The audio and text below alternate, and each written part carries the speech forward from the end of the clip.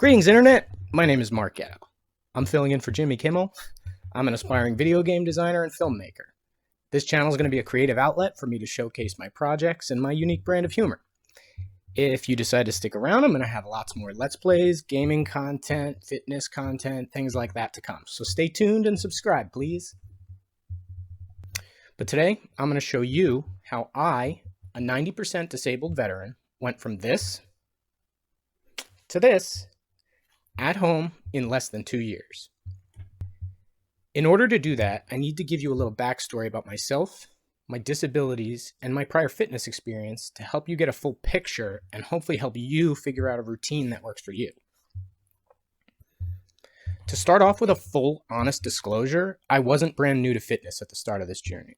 I was simply severely detrained from becoming disabled in my late 20s during my military service.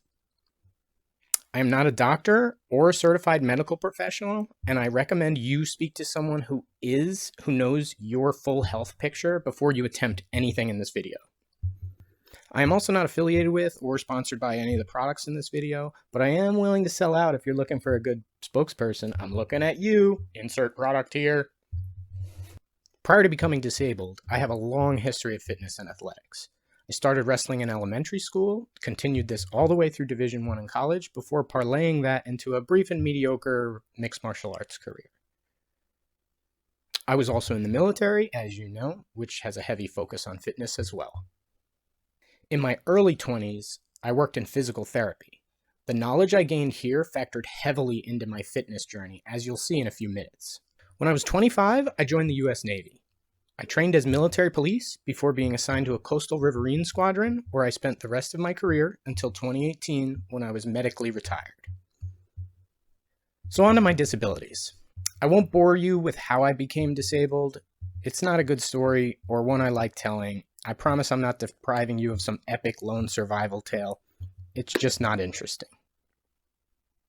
My disabilities consist of various structural damage, such as arthritis and scar tissue in several parts of my body. I also have hearing loss and tinnitus. The worst by far is vertigo. For those of you who don't know, vertigo is basically the spins. I lose my balance easily. I feel this way every day when I get up in the morning and every night before I go to bed. It's mostly positional or motion-based for me, which means I can trigger it throughout the day if I'm not careful. This happens every time I lay flat on my back or every time I shake my head up and down or side to side too vigorously. Vertigo is the most challenging of my disabilities to deal with by far.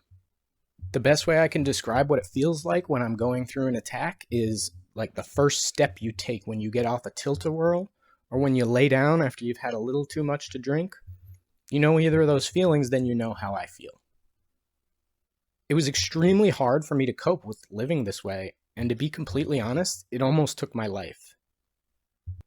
After being discharged from the Navy, I thought my life was over. Everything that I thought I was my whole life was gone. I began drinking heavily, and I was just basically sitting around existing. I didn't know how to live anymore. And then the pandemic hit. I was 215 pounds, medically obese, half in the bag most of the time, and absolutely terrified that if I caught it, it would be the end of me. I decided I needed to change. So I did. When I started out, I could barely do 3 pull-ups, 20 bodyweight squats, and 20 push-ups. I'm not even kidding. That's how bad my muscles had atrophied from sitting on ass for almost 5 years. So I started with something I knew from my physical therapy days. I got a bunch of light rubber bands and started with a geriatric foundational strength protocol. Geriatric means for old people, in case you didn't know. You can find these basic strengthening routines all over the internet, even right here on YouTube. Go check them out. This just means I started with the most simple and basic strengthening movements you can come up with. I knew if I was going to be serious about this journey and continue with it long term, I needed to build a solid foundation so that I didn't get injured all the time. I found that as a prior athlete, I had a much higher tendency to push myself too hard, which always leads to injury. If you want to be serious about your fitness, you need to take ego out of it and start with the basics. After about 3 months of solely rehabilitation type exercises, I decided to step my game up a bit. I bought some home gym equipment and decided to get serious.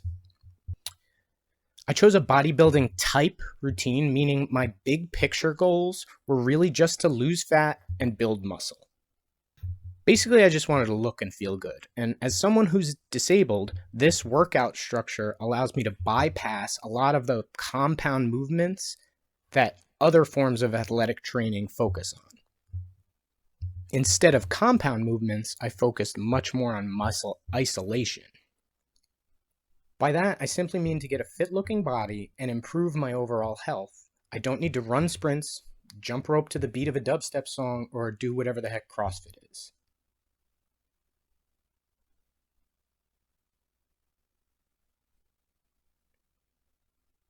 I'm not saying bodybuilding is easy by any means. I'm just saying muscle growth and fat loss can be achieved with physical limitations, and I'm living proof of that. I'm not going to go through my entire fitness routine because if you have disabilities, the best advice I can give you is to build a program that works best for you around your physical limitations. But hopefully, my process for doing that can help you. For me, this came through a lot of trial and error. I do a lot of exercise seated or on the floor or with some sort of support to minimize the chances of me losing balance and hurting myself. Every movement I do is slow and deliberate. My fitness routine consists almost entirely of muscle isolation exercises, and the only cardio I ever do is the treadmill or the punching bag because I physically cannot run or jump rope. The treadmill's great for someone like me. I can't run on it, of course, but I can walk just fine. As you can kind of tell in this video, I do get a little dizzy while I'm walking, but I like to gamify it, which is something you should look up that can really help with your fitness journey. I like to pretend I'm a little astronaut with the world spinning around me and I gotta grab on tight and strap myself into that treadmill, otherwise my muscles are gonna atrophy and I'm not gonna be able to walk when I get back to Earth. So let's move on to some tips and tricks. Tip number 1, do your research. Learn everything that you can. There are a ton of resources out there. Even if you have prior fitness experience, it's always good to refresh your memories, get up to date on the latest fitness science, because things do change, they do discover better ways of doing things. I recommend Jeff Nippard's Perfect Technique series. It really helped me out. I don't know him personally or have any skin in the game, but he runs a good series and they're free on YouTube. Tip number 2, learn to build your routine around your disability or personal limitations. This honestly doesn't apply to just disabled people, although it is more crucial for maintaining routine long term for people like us. Start with a few exercises that you know you can handle without pain or aggravating your specific injury. I built my routine around finding ways to isolate each muscle group without causing too much head motion.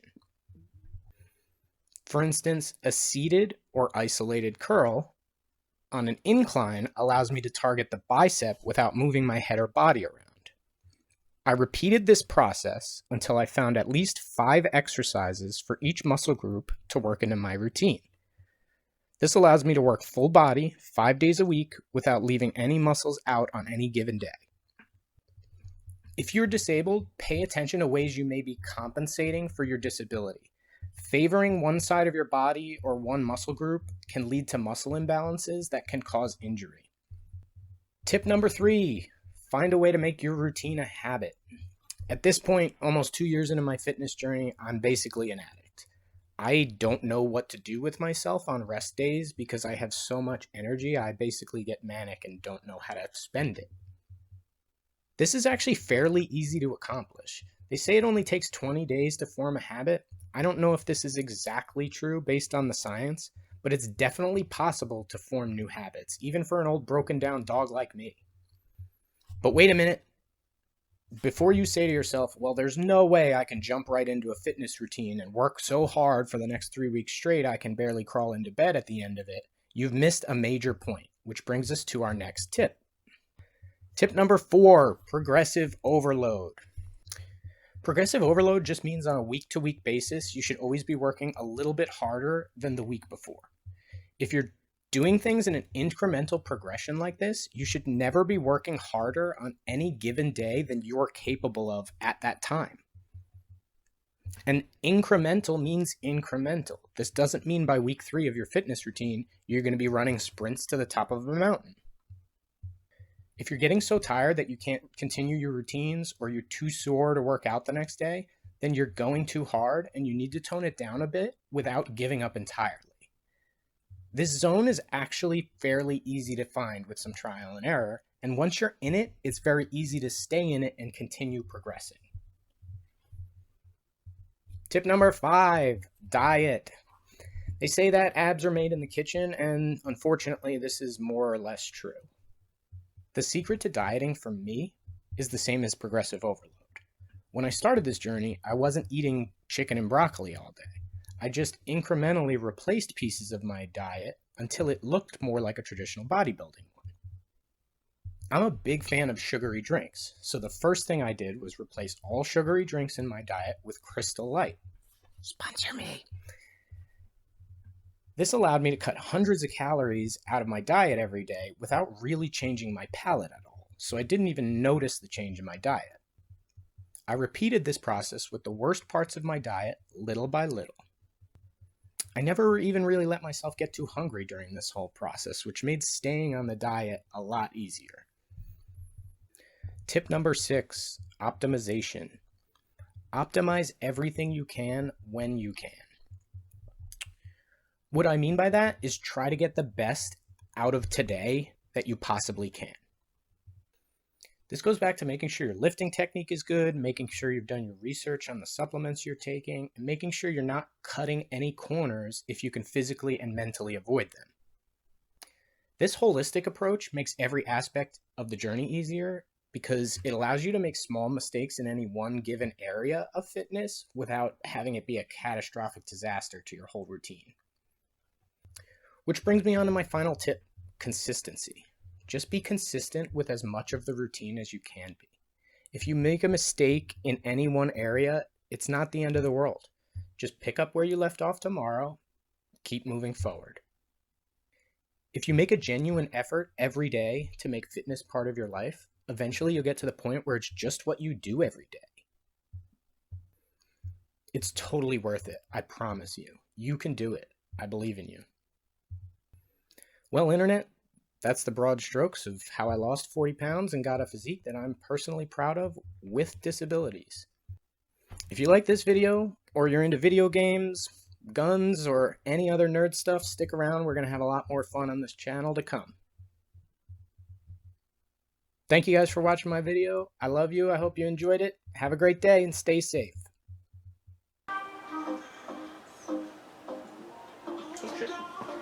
Camera's on. Gotta get in the mood, you know?